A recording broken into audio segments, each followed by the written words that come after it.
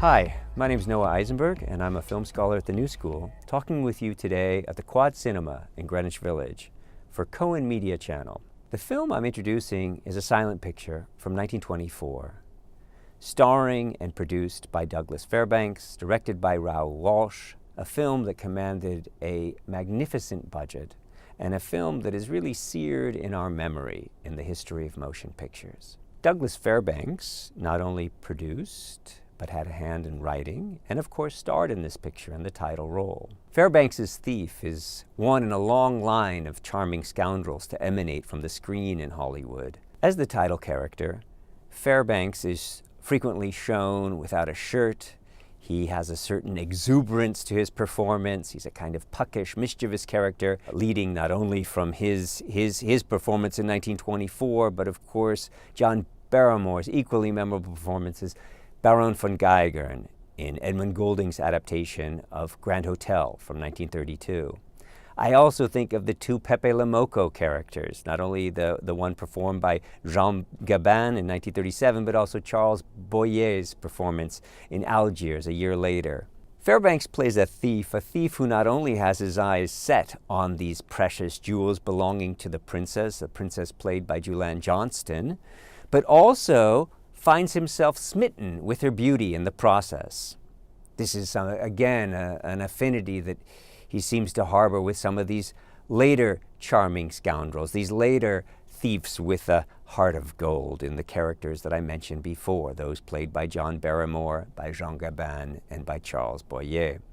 The performance by Fairbanks not only keeps us in a state of rapture for this epic length of the feature film, a feature film once more that commanded such an extraordinary budget, but also we have a young Anna May Wong on screen here performing the role of the Mongol slave.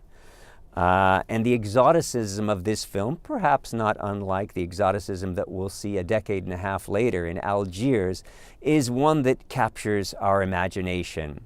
What you have in this film in terms of the story is really a mashup of the Arabian tales. It's a love story. It's a story that shows us Fairbanks and his character of the thief and how it is that he ultimately wins over the princess. The 19 Anna May Wong is here in one of her first ever screen appearances as the Mongol slave.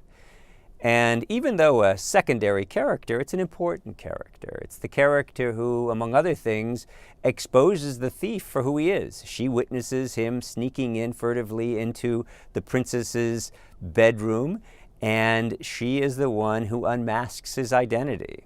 The dynamism of this film is not only attributable to the breathtaking performance by Douglas Fairbanks, but also by the work of Arthur Edison as cinematographer. Edison would go on to lens not only The Maltese Falcon in 1941, but also Casablanca a year later, and a number of other pictures for Warner Brothers in those two cases and for other studios.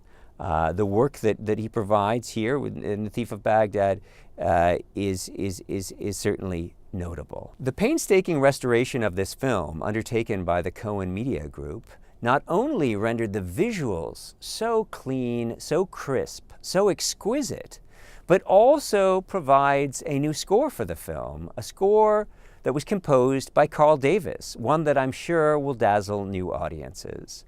Enjoy the show.